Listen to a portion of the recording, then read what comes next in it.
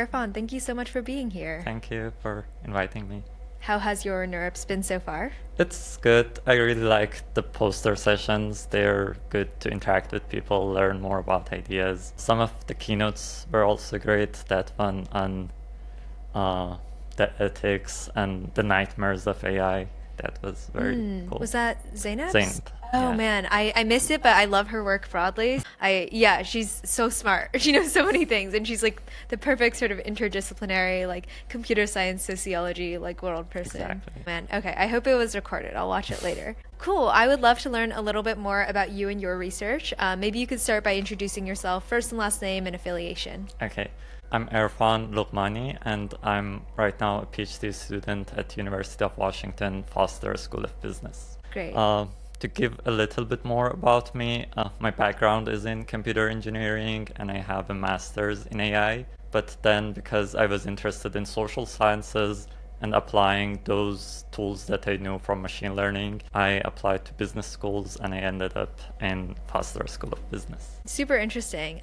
Yeah, tell me more about your research. If there's something you presented at NeurIPS or something else you'd like to chat about. Yeah, I have a presentation coming tomorrow in causality in science. So my work, the thing that I'm presenting is about how we can use language model fine-tuning to fine-tune our models for business objectives, or in general, if we have some kind of observational data and we want to fine-tune our models on those data, how we can do that and be careful about the causality so that the models don't pick up the spurious correlations. So this is one line of my work that's more related to the machine learning. So in general, I'm interested in causal inference and machine learning, and I also have some of my work that is more close to public policy, which is a part that I'm very interested about. Public health, we study the effect of different forms of advertising, so that's more of an interdisciplinary thing using causal inference and observed data across the United States to find the effect of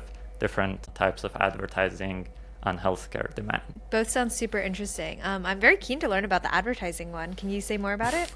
So that one uses more of an econometric tools, but the general thing is that there are some products that help people to quit smoking. Like there are some nicotine patches and prescription medication. We look at how they affect the demand downstream, and one cool thing that we find is that the prescription drugs are more effective and the advertising of those are more effective, and they also spill over. So in areas that they have less insurance coverage, we see that people go towards the easier accessible over-the-counter medication. So we kind of look at that area and provide some insights to policymakers on how they should regulate the advertising of these healthcare products. What was it like moving from AI world into more of a social scientific field? Yeah, I think the first 2 years was a bit more challenging because there are differences between the schools.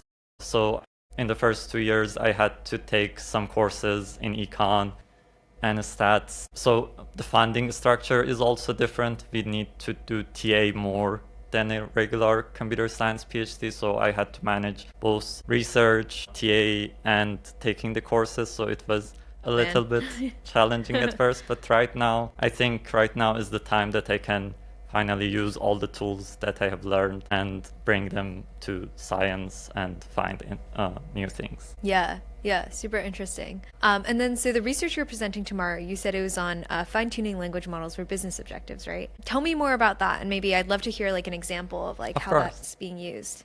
So a more business-like example would be, let's say you're Airbnb and you want to generate listings that result to higher reservations. So let's say you want to optimize the title of the listing, but there are of course many different things, many different features on that listing, like the price, place, and stuff like that. And those might have some correlations that we don't want our model to pick up. For example, cheaper places might sell out faster and have higher reservations. Mm-hmm. So in the reward modeling stage of our model, we try to remove those effects, and then we continue with a regular RL method like PPO to do the fine-tuning so that our model does not pick up maybe adding some words that are related to cheaper places. Yeah. That's the general story. And there are also use cases in other scientific domains. Let's say you are a healthcare app working with patients and you want to remind them to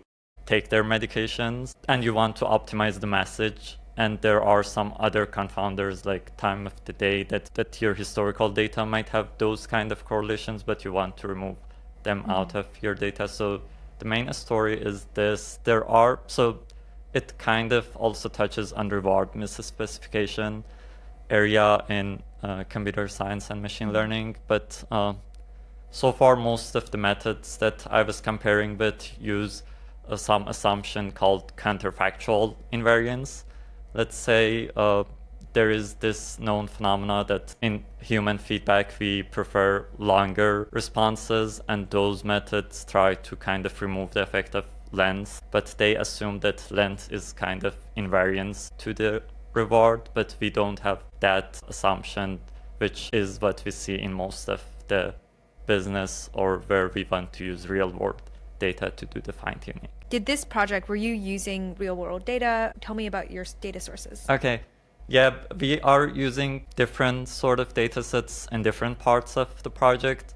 So first we show that using pure, like doing DPO or this off-the-shelf things would not result to having correlations in the outcome. For that, we use Stack Exchange data, which is similar to what previous work used for question engineering domain. And in that, we see that there is definitely a spurious correlation on the day of the week that the answers are posted. Let's say earlier in the week, things are getting higher upvotes, and if we use that data to fine-tune, our model might pick things from earlier days of the week.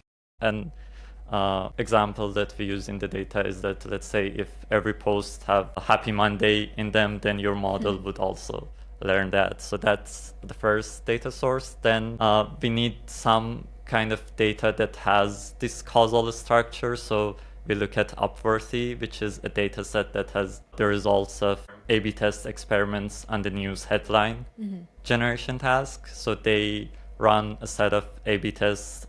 Don't remember the number exactly, but around between 10,000 and 100,000 experiments. And what we use from that data is that we look at the A/B test results and we say that now if we didn't have the experimental variation and we only had one example for each news, that brings us to this observational domain, what would have been happened and what's the value of this experimentation and what we can do when we only can use the observational data. That's super interesting. And Upworthy is like, it's like, look at this like grandmother who and her life changing, like those headlines, right? Exactly. Yeah. They have some what's called clickbaits. So it kind of speaks to how people would prefer some sort of headlines over the other. Yeah. So what do you see as the next step in this line of research? Okay.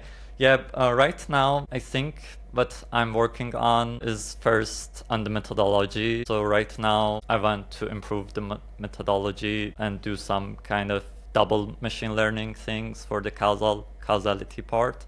But I think there's still room to show the benefits using other real-world data sets. So one challenge that I have is to find the data sets that have these ground truth things, not completely observational, but have some sort of experimental things. And again, talking about the differences in computer science and business school, I want to join the academic job market next year for business school positions. And for that, I need to work on my job market paper, which is the thing that we present when we want to have interviews with those schools. And in that, maybe the story and the marketing applications is also important. So I'm also working on those parts to make a coherent story about the project. Awesome.